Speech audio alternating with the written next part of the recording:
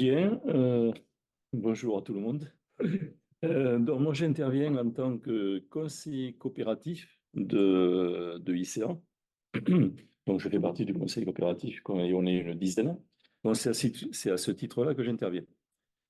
Donc le thème aujourd'hui c'est l'énergie renouvelable citoyenne. Donc le début de la présentation, je l'ai construit pour vous parler pour vous donner quelques chiffres concernant ce que représente donc l'énergie à aujourd'hui, hein, renouvelable citoyenne, tant en France qu'au niveau de l'Europe. Et ensuite, effectivement, on zoome pour vous parler d'ICA, qui est tout à fait local, puisqu'ICA, on va le voir, hein, rayonne sur le territoire du Sicoval et du territoire autour d'Haute-Rive. Mais on le verra en détail. Donc voilà. Alors, qu'est-ce qu'on entend par projet d'énergie renouvelable citoyen? Bon, renouvelable, tout le monde sait, hein, c'est le solaire, les éoliennes, l'hydraulique, etc. Mais qu'est-ce qu'on entend par projet citoyen? Euh, donc, le projet citoyen, tel qu'il a été défini pour tous les projets citoyens, hein, il faut savoir que tous les projets citoyens sont labellisés en tant que tels, citoyens, par comment dire, une association qui s'appelle, peut-être que vous ne connaissez pas, Énergie Partagée, qui a pour vocation de fédérer justement tous les collectifs citoyens qui proposent des projets d'énergie renouvelable. Donc, c'est surtout un capital, le fait que effectivement le capital est ouvert, il est complètement ouvert et majoritairement donc, aux sociétaires qui sont principalement des citoyens ou des collectivités. Donc, il est ouvert et il est maîtrisé. La gouvernance est maîtrisée, donc elle est transparente et démocratique, elle est maîtrisée par les citoyens.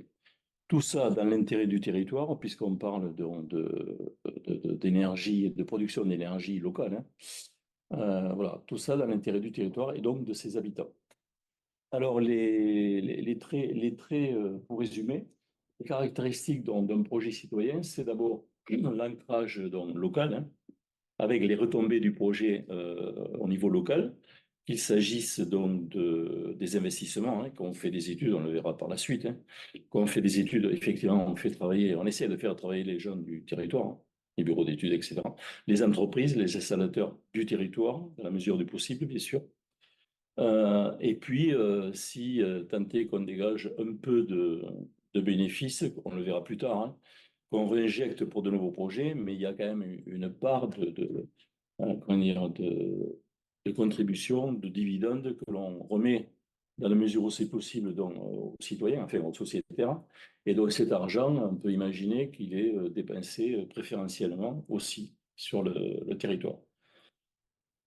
Donc, une finalité donc, non spéculative, ça c'est un deuxième trait, c'est ce que j'ai. Qu'est-ce qu'on entend par là? C'est que, on le verra par la suite, mais la plupart des collectifs citoyens qui travaillent sur des projets d'énergie renouvelable, et ils travaillent sous une forme juridique de société à non collectif, de SIC, hein, société à non collectif d'intérêt, non, Société coopérative d'intérêt collectif. pardon. Voilà. SCIC. Société coopérative d'intérêt collectif. Intérêt collectif. SCIC. Et donc là c'est pas un choix, hein, c'est une des obligations d'une SIC, c'est de réinvestir en gros deux tiers des bénéfices dans de nouveaux projets. Bon, déjà il reste un tiers pour faire fonctionner la société et éventuellement pour rémunérer donc, les sociétaires. En gros, là, je me tourne vers Christophe, puisque je sais que Christophe est sociétaire d'ICA. Et donc, on a voté à la dernière assemblée une rémunération de 2%. 2%, ouais. 2%. Bon, 2%, c'est pas beaucoup. Hein, sachant qu'à une époque, il y avait zéro. C'était oui, choix. Oui, l'Assemblée peut voter zéro, c'est au choix. Ah, tout à fait. Et d'ailleurs, en l'occurrence, on a voté l'Assemblée, enfin, ICA ne rémunère effectivement les parts sociales que depuis 1 ou 2 ans, je crois. Ouais, c'est ça.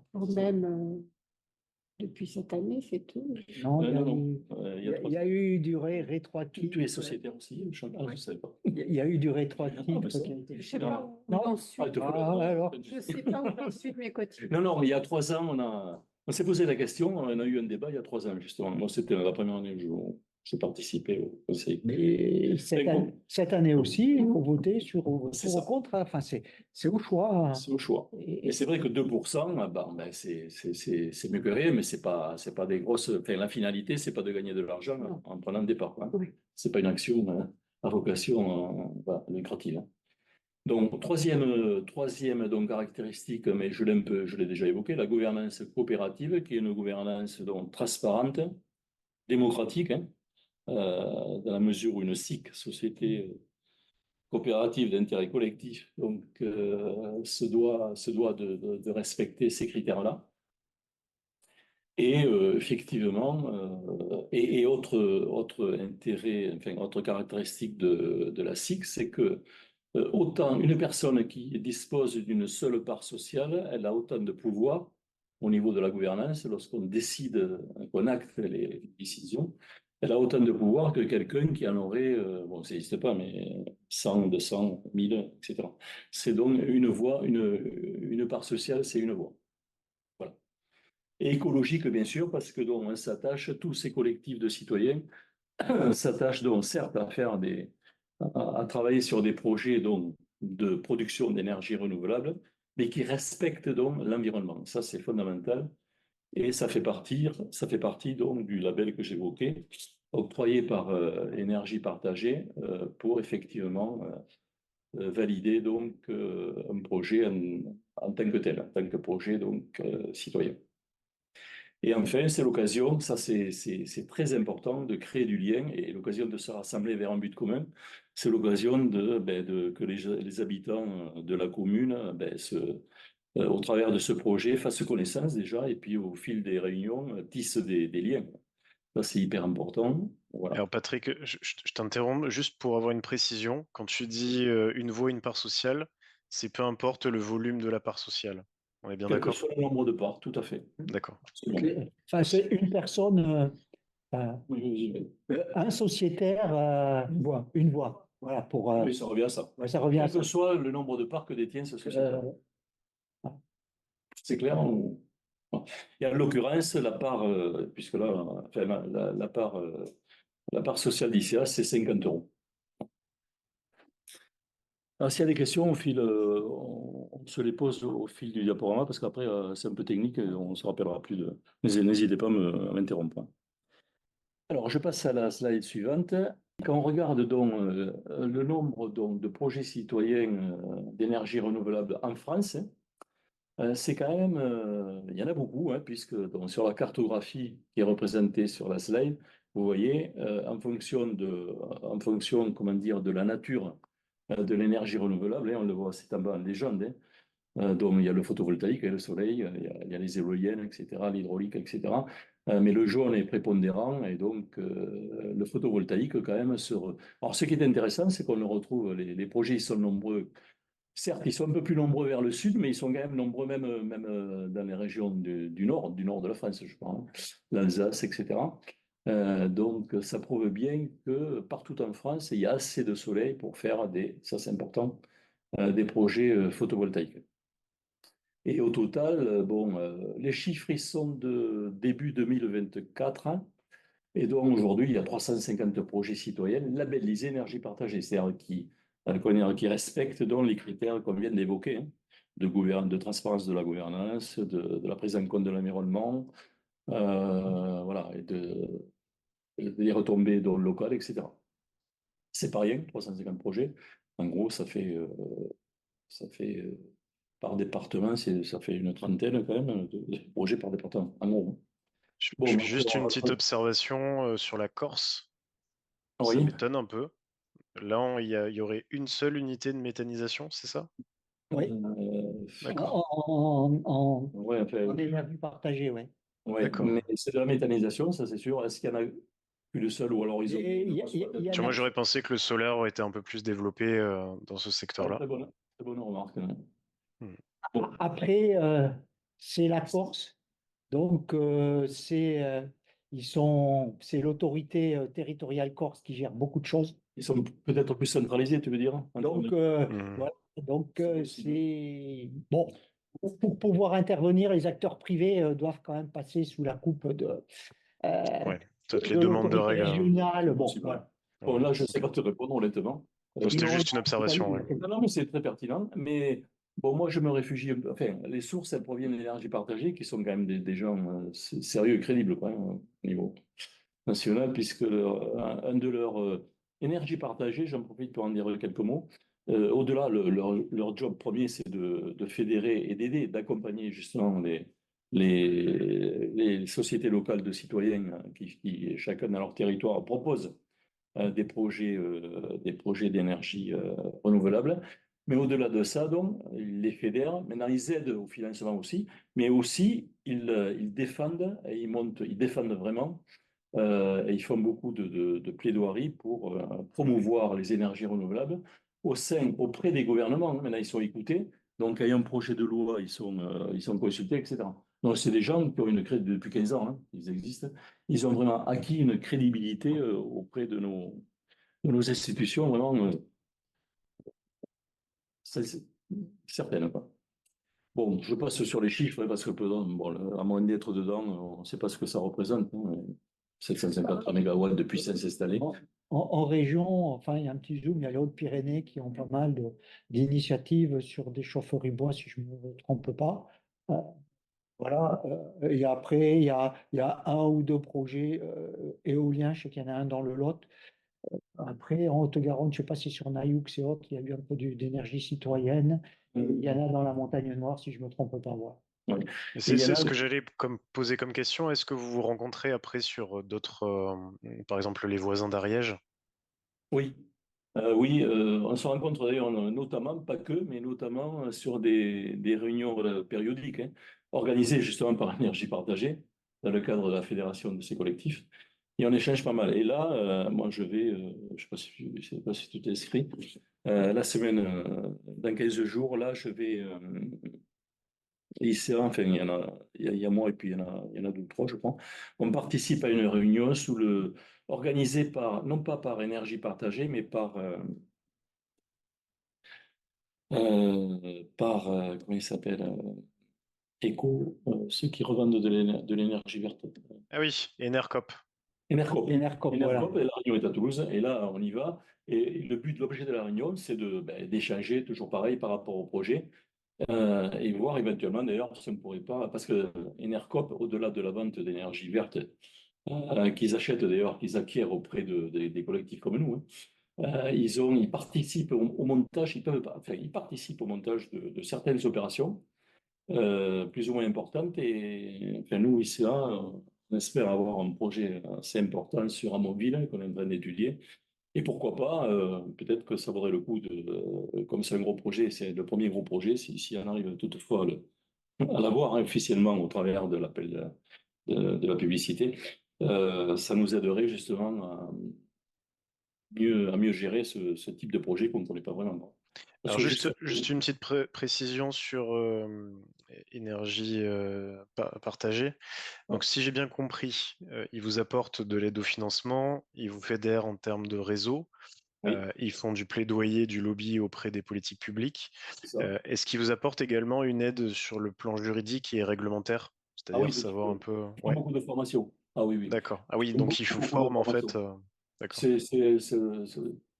enfin, la majorité des formations que l'on suit, ben, c'est eux qui l'organisent, hein. d'accord. Beaucoup de formations, Super. beaucoup de ressources. Ils sont vraiment ressources auprès de toutes ces sociétés, quoi. Sachant qu'ils avaient des financements à un moment régionaux, que ce soit de la région ou de l'ADEME, pour financer les personnes justement qui font toute cette animation et toutes ces interventions. Ah oui, ils ont des salariés. Ils sont combien? Il y a une vingtaine ou une trentaine de salariés Enercop, oui, non, mais chez Énergie Partagée. énergie partagée, je connais Ouais. moins. Et ils ont absorbé. Maintenant, il y a l'association Éclair. Oui, Éclair, c'est Énergie Partagée. c'est ça. Oui, oui, tout à fait. La formation est un gros volet de leur donc qui gère effectivement, et qui nous aide. Enfin, c'est vachement important pour nous puisque finalement, comme déjà on peut le deviner au regard du propos que j'ai tenu, c'est que les gens qui sont dans les sociétés locales, dans les SIC, etc. C'est des habitants, hein, c'est des gens comme tout un chacun. C'est pas forcément, ils n'ont pas des compétences au départ. Il peut y en avoir. Il peut y avoir un ingénieur, pourquoi pas, hein, qui travaille à EDF, mais c'est pas c'est pas la majorité. La compétence, on l'acquiert. C'est ça qui est intéressant, que j'ai pas évoqué, mais c'est un peu l'intérêt pour les habitants de participer, d'intégrer un collectif citoyen, c'est que ça permet de monter en compétence au travers des formations, au travers des échanges, au travers des visites, etc. D'ailleurs, moi-même, je ne suis pas ingénieur énergéticien, moi je connaissais rien, quoi, il y a 3 ans. Hein, bon. Mais suivant les formations, en discutant, c'est vachement intéressant, quoi. On évolue et on monte en compétences. Donc, c'est effectivement, j'aurais dû le mettre, on aurait dû le mettre. C'est quand même quelque chose qui est à faire valoir et qui peut effectivement inciter les gens à intégrer de tels collectifs. En gros, vite fait, la consommation au niveau de la France, hein, des énergies renouvelables, hein, tout type confondu, ça équivaut donc à satisfaire la consommation quand même, hein, d'1 170 000 personnes, voilà, hors chauffage. Ou alors, si on regarde la consommation du chauffage, ça revient donc à répondre à la consommation de 23 500 personnes, voilà, en termes de chauffage. Ouais, mais il y a quand même, il y a quoi, si je compte bien, il y a 7 ou 8 sur les 347 projets, il y en a moins de 10 sur le chauffage, donc c'est normal aussi, quoi. Oui, oui, tout à fait. Ouais. Ok. Je ne sais pas si on passe à la suivante ou il y a des questions. Ouais, ça Allez. peut être intéressant de faire peut-être pour plus tard, mais un ratio sur la surface de panneaux installés. On a la puissance, on a la production d'énergie. Et pour Ouais. imaginer un peu plus, voir aussi l'emprise que ça peut avoir sur les bâtiments, tout Ouais, simplement. ces chiffres existent, hein. Ouais, super. Peut-être que je pourrais vous les donner, il faut que je vois. Mhm. Oui, tout à fait, c'est intéressant. Alors maintenant, si on regarde effectivement, euh, alors on est toujours sur le plan global de la France, hein.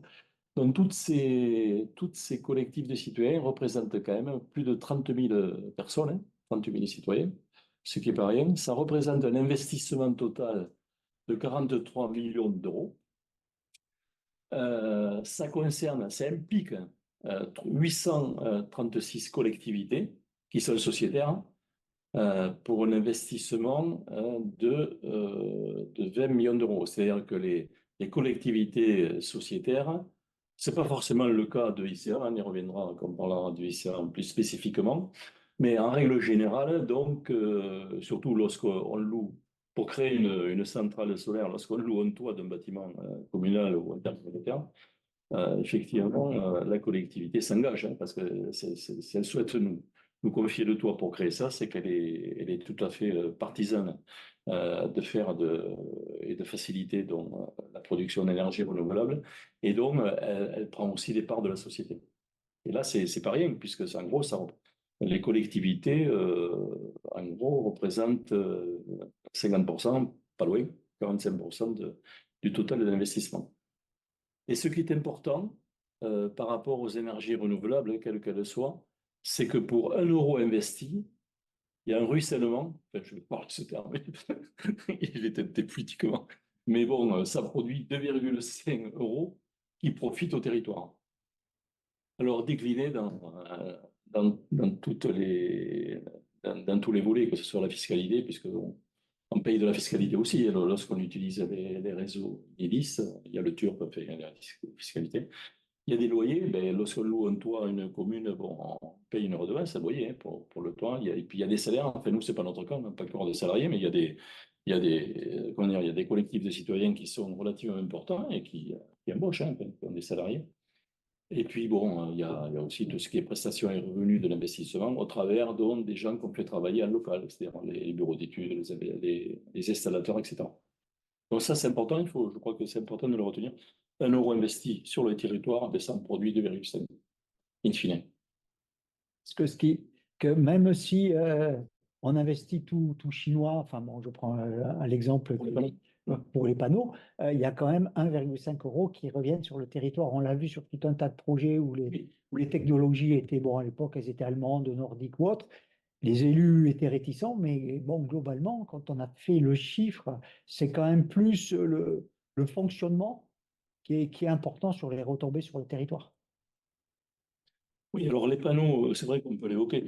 C'est vrai que la plupart de la production des cellules photovoltaïques, c'est fait en Asie, hein, enfin, c'est Chine d'ailleurs. Mais par contre, maintenant, il y a certaines grosses boîtes qui assemblent des cellules pour faire des panneaux en Europe. Mais bon, effectivement. Bon. Oui, il y en avait à Toulouse, mais bon, ils sont partis, Ah ouais. ils ont fermé. Ben oui, il y avait. Ah ben aujourd'hui, il y a une concurrence sauvage extrême hein, au niveau des Chinois, puisque comme ils n'ont plus accès au marché américain, ils ont produit un tas de panneaux photovoltaïques, énormément, et ils nous inondent de ça, à des prix, hein, Il n'est pas cher. à des Pas prix cher, hein, défiant toute concurrence. D'ailleurs, c'est un peu la problématique du gouvernement, hein, comment faire pour, parce qu'il y a 2 gigas quand même, il y a 2 projets de giga entreprises au niveau de la France. oui, mais il y a une entreprise, la seule entreprise française vient de déposer le bilan. Non, non, pas toutes, il y en a une qui n'a pas encore déposé bilan. Hein. Oui, oui, qui en Bon, elle doit bénéficier de perfusion. Bon, il y avait de largesse du gouvernement. 2 entreprises qui produisent, il y en a une qui Bon, c'est là s'est arrêtée. Donc, problématique. Alors, autre slide. Alors maintenant, si on regarde au niveau de l'Europe, j'arrive pas à le supprimer ce truc. Au niveau de l'Europe, juste un petit regard. Alors là, c'est beaucoup plus important au niveau de l'Europe parce que il y a des pays, notamment l'Allemagne, etc., les pays nordiques, qui se sont mis, enfin, qui produisent des projets citoyens dans le renouvelable depuis plus de 10-15 ans. Hein. Il faut savoir qu'en Allemagne, j'ai retenu le chiffre parce que je l'écoutais hier hein, sur un podcast. En 2000, il y a 10 ans, en 2014, la production des énergies renouvelables de l'Allemagne était issue de collectifs citoyens pour plus de 50%. Nous, à ce jour, le ratio, c'est entre 2 et 3% en 2024. Donc, bon. après, il faut regarder quand même le prix de l'énergie, notamment électrique, que ce soit en Allemagne ou au Danemark. À un moment, c'était 2 fois plus cher en Allemagne et 3 fois plus cher au Danemark. Donc, et en plus, comme il y avait une décentralisation très importante, c'était pas EDF chez eux qui approvisionnait en énergie, mais souvent c'était les communes, les groupements de communes, sachant que les communes chez eux sont assez vastes. Donc, voilà, c'était enfin, des systèmes type régie. Bon, on en a très peu de régies, on a Caser, quelques-unes qui traînent encore, régie d'électricité de Carmo, mais eux, ils fonctionnaient selon ce type. Donc, donc associer les citoyens pour une collectivité, c'était assez simple aussi, sachant que derrière, l'objectif, bah, c'était que l'énergie leur coûte au moins cher, Bien sûr. en étant produit localement.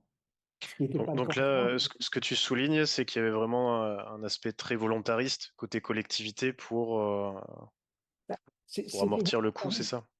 à la fois volontariste et économique, puisque nous, on a des prix de... Bon, avec l'augmentation du prix de l'énergie, on arrive à l'équilibre en France. Bon, on est autour de 20 centimes le kilowattheure. En Allemagne, ils étaient à 25-30 et au Danemark, ils étaient à 35. Donc, voilà.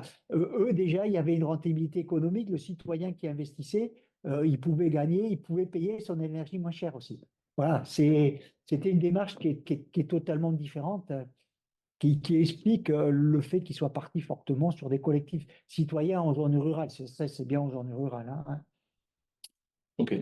Donc, à ce jour, au niveau de l'Europe, il y a 2 millions de citoyens qui participent donc, à ces projets donc, de production d'énergie renouvelable citoyenne. Ce qui est quand même.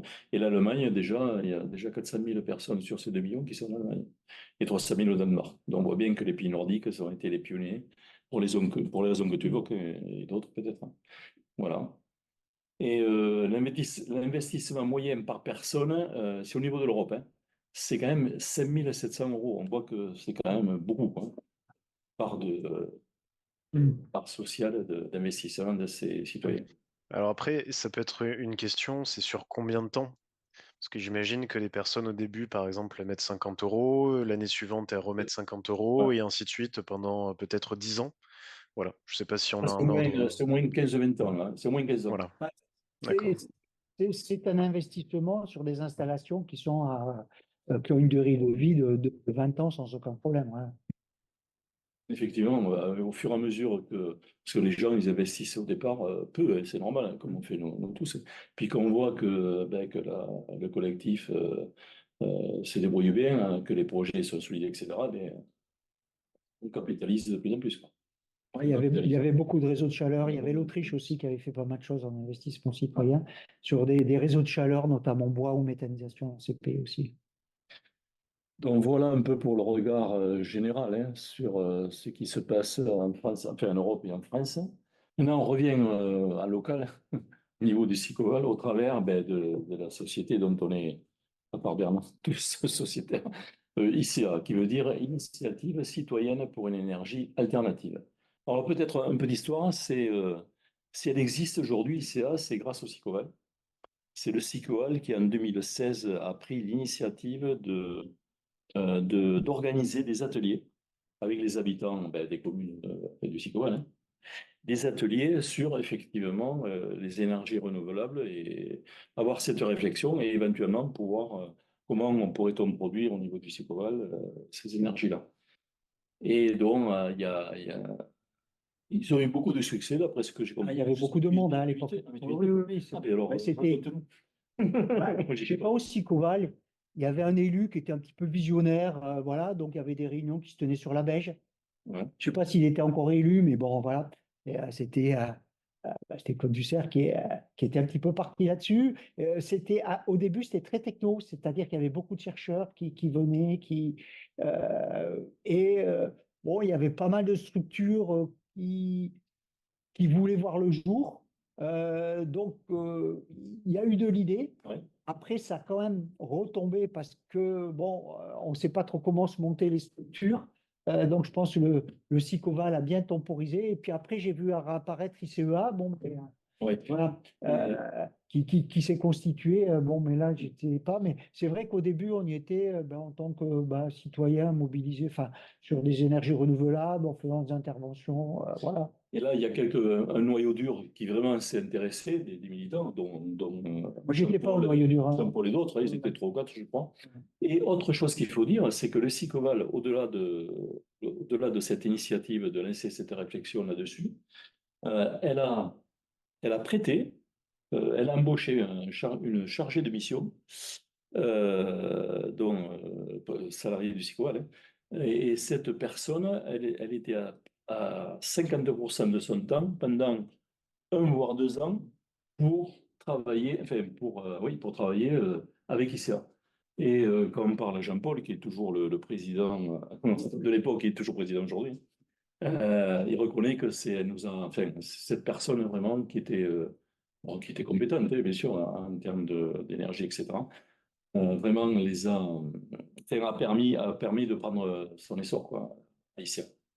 Et donc, au départ, c'était une société, une association qui s'est convertie en société, en SIC, au mois de juin 2017, un an après.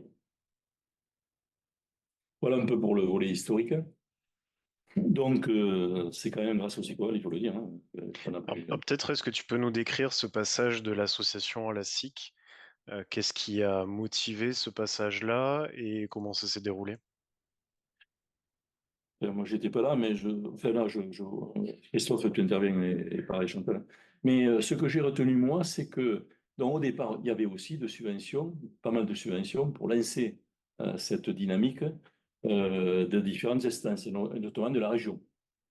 Et si j'ai bien compris, et la région, à l'époque, enfin, oui, 2016. Il y avait un appel à projet ADEME Région Énergie Citoyenne qui existait, donc il fallait déposer des dossiers. Et l'objectif de cet appel à projet, c'était de doubler le montant mis par les citoyens. Donc, Voilà, 1 euro citoyen, 1 euro région ou ADEME, enfin voilà. Ce qui est énorme, hein, jusqu'à 100 000 euros. Et jusqu'à 100 000 euros, voilà. Et donc, ICA, enfin, oui, et pour pouvoir, je parle sous ton contrôle, puisque tu étais. Moi, côté ICA, je ne connais pas, moi j'étais extérieur. Moi, j'ai vu de l'autre côté, financeurs et autres. Pour bénéficier de cette manne, hein, de cette subvention à hauteur de 5 000 euros à concurrence du montant apporté par les sociétaires, il fallait être sous forme de société. Je crois que c'est ça.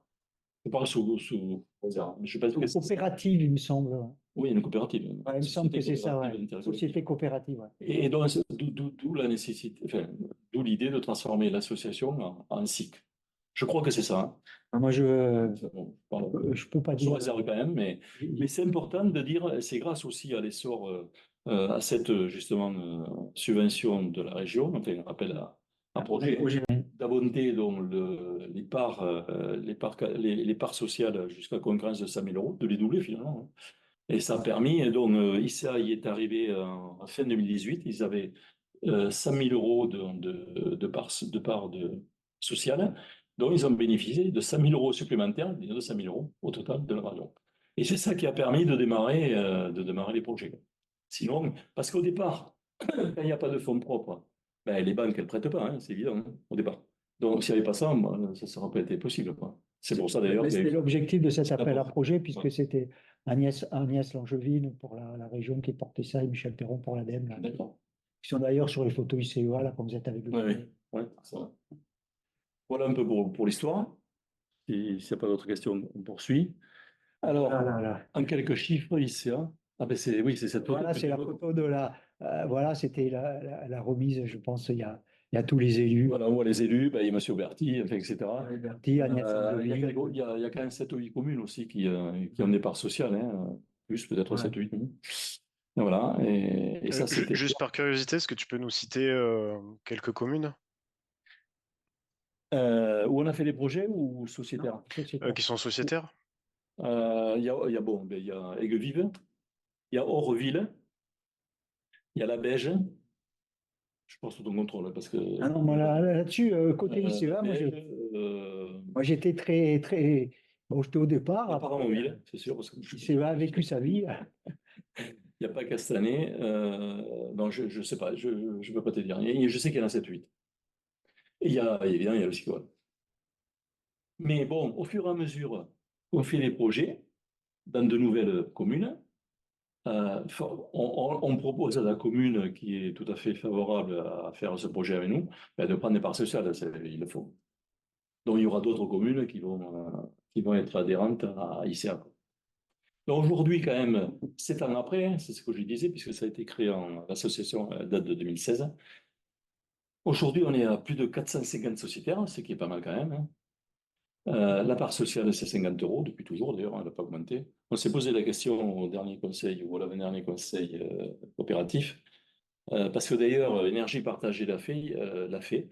Il y a une possibilité d'augmenter la part sociale. Et puis finalement, après débat, on s'est dit non, on ne fait pas. Il y a alors le problème, c'est que ICA, comme toutes les sociétés locales, hein, tourne avec en gros une douzaine, une quinzaine de bénévoles qui vraiment travaillent effectivement. Bon, mais ça, c'est général. On a un capital social qui aujourd'hui représente 170 000 euros. 15 toitures équipées en photovoltaïque, ça je vous donnerai les communes où on a fait ces projets, hein, et qui représentent ces projets-là, c'est 17 toitures, en gros 530 000 euros. Et donc pour une production annuelle de 350 000 kWh par an, ce qui représente la consommation de 74 foyers. Ça, c'est des sources de l'État. Hein. Oui, en moyenne. Ouais. La CRE, c'est la commission. Ces foyers, notamment en incluant la consommation d'énergie électrique pour le chauffage. Hein. Peut-être, je ne sais pas. Alors, au niveau des projets, ces 17 projets, où est-ce qu'ils sont répartis? C'est ce qui est intéressant de le savoir, hein, effectivement, au niveau du territoire, que je retrouve ça, voilà. Alors, les premiers projets ont été réalisés donc, à Oreville, les ateliers municipaux d'Oreville, cette centrale d'Oreville a été mise en service en 2018. Et c'était une petite centrale de 9 kW, 9 kW crête.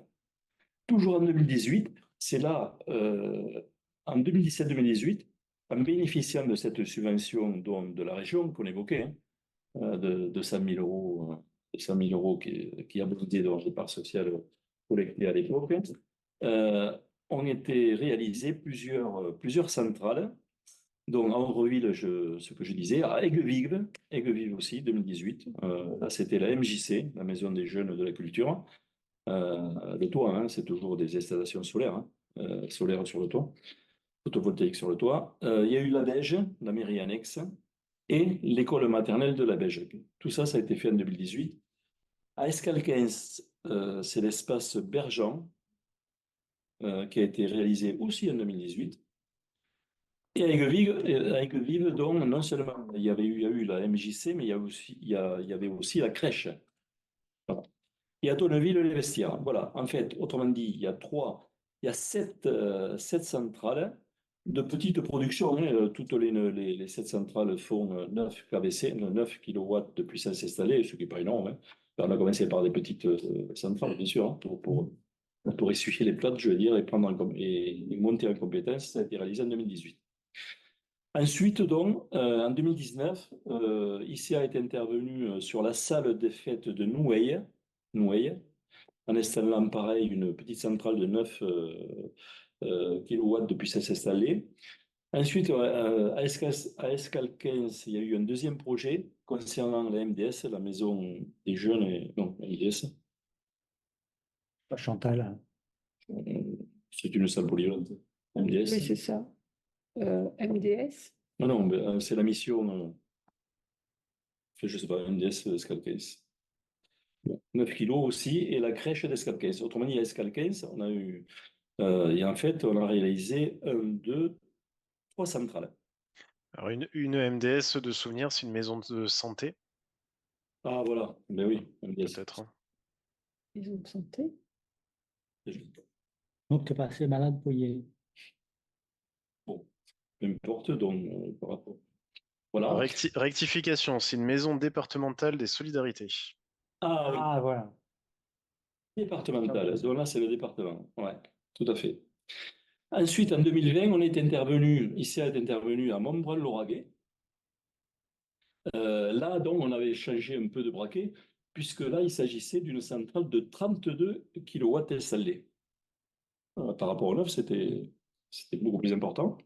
Et toujours sur cette typologie de puissance, à Aigues-Vives, ICA doit installer à nouveau à Aigues-Vives une centrale de 36 kVC sur le gymnase. Et toujours en 2020, un 36 kVC à l'école primaire de Dars. Donc ça, c'était jusqu'en 2020. En 2021, alors tout ça, là, toutes les affaires qu'on vient d'évoquer, c'était sur des toits de la puissance publique, communaux, intercommunaux ou conseil général, puisque MDS, c'est l'émission voilà, publique. Et hier, c'est la seule, à ce jour, c'est la seule, comment dire, seul cas de figure qu'on a géré. En 2021, on a installé une centrale sur un hangar d'agriculteurs, Espanès. Ouais, mais bon. Alors, est-ce que tu peux nous raconter justement par rapport à cette particularité, comment ça s'est fait? Est-ce que c'est vous qui l'avez démarché avec l'homme projet? Est-ce que c'est lui qui est venu vous voir? Et même question pour les collectivités, comment ça se passe en termes de discussion? Alors, pour les collectivités, donc on communique, on communique via des mails, via des prises de rendez-vous avec les différents maires des communes, hein. Enfin, à l'époque, chaque maire a été rencontré, bien sûr, hein. Et on a expliqué ce que faisait ICA, ce que pouvait apporter ICA auprès de ces communes-là, dont toutes les communes ont été démarchées, hein. Puis régulièrement, on le fait toujours, bien sûr, pas assez, d'ailleurs c'est comme nous, hein, Codev, c'est qu'on participe à des événements, pas mal, c'est là où. Parce que pour se faire reconnaître, eh ben, c'est pareil, il faut se faire les habitants, il faut occuper le terrain, il faut aller vers. Donc, voilà. Donc, on le fait dernièrement, on était. À Belmero. Belmero, c'était la fête de la nature ou. C'était la transition alimentaire énergétique. Voilà. Donc, on participe à tous les événements qui ont pour thème, pas spécifiquement l'énergie renouvelable, mais qui ont pour thème quand même la préservation de l'environnement et qui sont portés sur des sujets avec une éthique actuelle, quoi. Tout ce qui est protection de l'environnement, la biodiversité, la bonne bouffe, etc. Donc, on fait ça. Et ça, c'est bon, c'est chronophage, hein, mais c'est nécessaire. Ensuite, il y a, enfin, c'est surtout le président, hein. Le président participe à des médias, hein, à des podcasts, à des articles sur la DPH, sur plusieurs médias, où on parle de nous, ouais, pour faire parler d'ICA, hein. Voilà. Bon, mais ça, c'est un effort régulier et constant, hein. Par contre, pour revenir comment dire, au privé, chez nous, on a un conseiller coopératif, Christian Thiel, là, qui est agriculteur, et c'est lui qui a trouvé qui a trouvé cet agriculteur, dont Espanès. Et il a convaincu, effectivement, d'ailleurs, c'était intéressant pour lui, hein, pour l'agriculteur, hein, puisque nous, donc, quand on intervient, moyennant donc, une location là, du toit, là, en gros, là, c'est le toit de l'hangar de l'agriculteur, hein. Ensuite, on s'occupe de tout, hein. Enfin, ça, c'est valable pour tout, je ne l'ai pas dit, mais nous, on s'occupe des études, enfin, des pré-études, des recherches de financement, des études, des différentes autorisations administratives, hein, permis de construire ou déclaration de travaux, les autorisations auprès des NEDIS. Ensuite, on fait les travaux, on les surveille. Et une fois mis en service, une fois que tout ça c'est fait, ben, on exploite, hein. Théoriquement pendant 20 ans minimum, puisque enfin, j'en parle tout à l'heure, hein, du modèle économique. Je, je le réserve pour après. Tout ça pour dire, on s'occupe de A à Z donc de toute la centrale. Autrement dit, que ce soit la collectivité ou le privé, il n'a rien à faire, hein. Sinon percevoir chaque mois, chaque année la redevance, quoi. Et alors justement, peut-être sur le privé, donc vous lui payez la location de sa toiture alors, Ça. c'est ça? Comme on fait pour les communes, lorsqu'on installe des centrales sur des bâtiments communaux, pareil. D'accord. C'est le principe. Et comment ce prix est déterminé? Est-ce que c'est une négociation avec le privé ou est-ce que c'est une grille calibrée en fonction de la consommation produite? Bon, il y a pas de grille calibrée. D'abord, nous, on regarde en fonction de notre modèle économique les limites à ne pas, enfin, le minimum à demander pour pouvoir, pour pas travailler à perte, hein. Bon, déjà, et c'est ça qui, voilà. Mais ça va chercher peu, il faut savoir pour avoir une ordre d'idée. La location, par exemple, si je prends les premières installations, les petites centrales de 9 kilowatts crête que j'évoquais là, qui ont fait l'objet des premiers chantiers, des premiers projets, pardon, euh, c'est peut-être 100-200 € annuels, quoi, de location. En plus. Mais on va changer, j'y viens par la suite, hein. On est en train de changer de modèle économique. Donc voilà, je ne sais pas s'il y a des. Alors, je n'ai pas fini, pardon. Ça, c'était en 2021 dans le hangar de l'Espanès. Ensuite, on est allé à Montgiscard. On a équipé le centre de secours. Là, c'est le département, hein, puisqu'il s'agit du SDIS, hein, à l'entrée de Montgiscard. On a installé 9 kilowatts crête. Et ensuite, là, dernièrement, en 2024, on vient de mettre en service au mois de février la centrale que l'on a réalisée sur l'école d'Ama-Oba à Castanet. Et donc ça, c'était en 24. Et fin 2023, j'ai oublié, on a mis en service donc, une centrale sur la cantine de Lagardelle-sur-Lèze. Mais là, j'en parle tout à l'heure, puisqu'on a agrandi notre territoire, c'est sur les slides suivantes. Voilà, en gros, et on a des études, donc, des études en cours, bien sûr. Donc, un gros projet à Ramonville. Voilà. Alors, si je passe, pour terminer, donc, les caractéristiques de notre SIC, Société coopérative d'intérêt collectif. Donc, mais je l'ai déjà évoqué, il y a du multisociétariat, puisque, bon, il y a 90%, c'est les habitants, hein, les habitants du territoire, qui sont sociétaires. Ensuite, il y a des communes, 7 ou 8 communes, le SICOVAL, certaines entreprises, il y en a 2 ou 3, je crois, installateurs, et voilà. Donc, c'est du multisociétariat. Une personne, une voix, ça on l'a évoqué au début, hein, c'est ce qui fonde vraiment la gouvernance démocratique et transparente d'une SIC. Je l'ai dit aussi, 2 tiers minimum de bénéfices qui doivent être réinvestis dans de nouveaux projets, caractéristique des SIC aussi.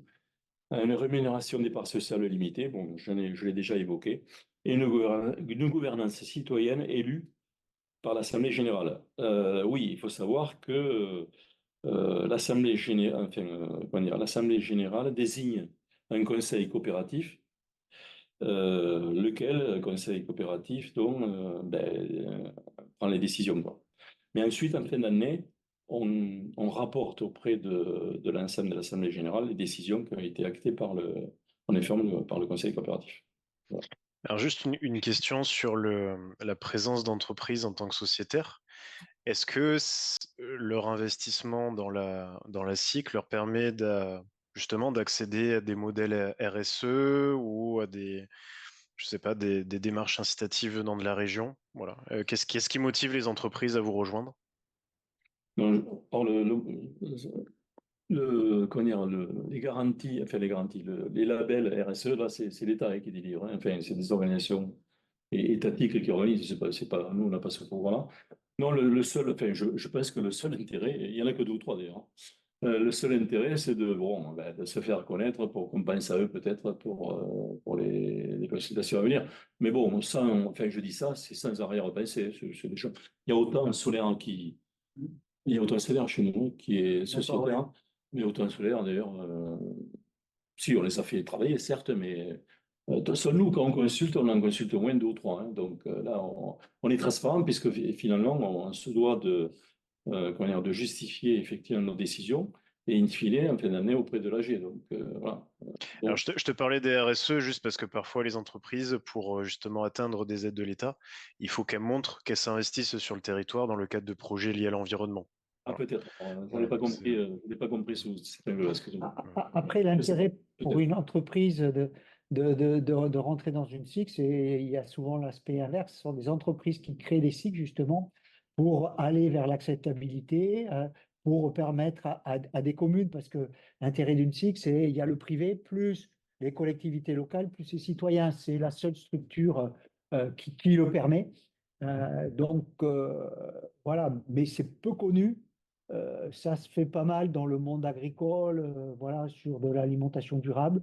C'est en train de se développer par ailleurs. Et puis bon, après, le centre de recherche sur les SIC en France, il est en partie sur le SIC Oval à Hauzeville. Et puis voilà, il y a un gros projet en cours pour essayer de montrer comment les SIC pourraient se développer avec des exemples de SIC qui existent, mais qui ne sont pas basés, SIC alimentaires plutôt, qui ne sont pas basés sur le SIC Oval. Mais en l'occurrence, au niveau d'ICA, les entreprises sont minoritaires, hein, c'est deux ou trois, hein. Donc 90 ou 95% des sociétaires, ce sont des habitants, hein, et ça, on y tient. Après, c'est très intéressant qu'il y ait les entreprises. Il faut garder le lien justement et Voilà. parfois, ce sont elles qui peuvent avoir de belles surfaces en toiture à exploiter. Donc, c'est Oui, intéressant. tu parles au niveau des toitures privées, oui. Après, enfin, moi je vois, bon, j'ai pas mal travaillé sur le solaire en entreprise. Les entreprises, c'est le profit qui les intéresse. Oui. Et la difficulté, c'est qu'une structure comme ICEA ne leur donne pas assez. Donc, une entreprise, soit c'est une entreprise photovoltaïque qui construit un bâtiment, qui vous construit un bâtiment gratuitement. Donc, il se rémunère sur la toiture et l'entreprise occupe tout son bâtiment. Euh, voilà, c'est ce qui se fait là très très souvent. Et c'est vrai que comme ces entreprises, ce sont des grands groupes qui achètent en très grande quantité, ils ont des prix défiant toute concurrence, ils arrivent à avoir un coût de production bien plus faible que je pense quelqu'un comme ICEA. Juste peut-être par rapport à ça, si on reprend l'exemple des agriculteurs, je sais il y a, comment dire, il y a une entreprise qui s'appelle, enfin, dont je tais le nom, ils proposent aux agriculteurs de leur créer des hangars, même si, à la limite, ils n'en ont pas besoin, hein, et s'ils en ont déjà, hein, et leur installer sur cet hangar qui finance une centrale et leur faire, par conventionnement, prendre en charge donc l'exploitation de la centrale, c'est-à-dire revendre l'électricité pendant 20 ou 30 ans. Et ils passent et en se rémunérant, puisque nous on est bénévoles, donc il y a pas du tout d'argent qui part dans les rémunérations de salariés, puisqu'on n'en a pas. Donc, à la limite, c'est nous qui devrions être le plus performants en termes économiques. Mais malgré ça, c'est pour ça que j'évoque ce truc-là, nous, on était vachement surpris, quoi. On ne comprenait pas pourquoi d'autres agriculteurs me disaient, mais non, nous, on préfère contracter avec telle entreprise on se fait payer Oui, il y a- hangar. En plus, il touche les subventions du conseil départemental. C'est beaucoup. Et voilà, quoi. Donc, on ne joue pas dans le même. Je suis d'accord avec Christophe sur ce oui, que oui, tu dis. c'est une autre philosophie. On ne joue pas dans la C'est même. pour ça que les- philosophie, d'autres modèles économiques, Voilà. semble. Voilà. Ça, c'était ce qui se passait avant, avant l'autoconsommation.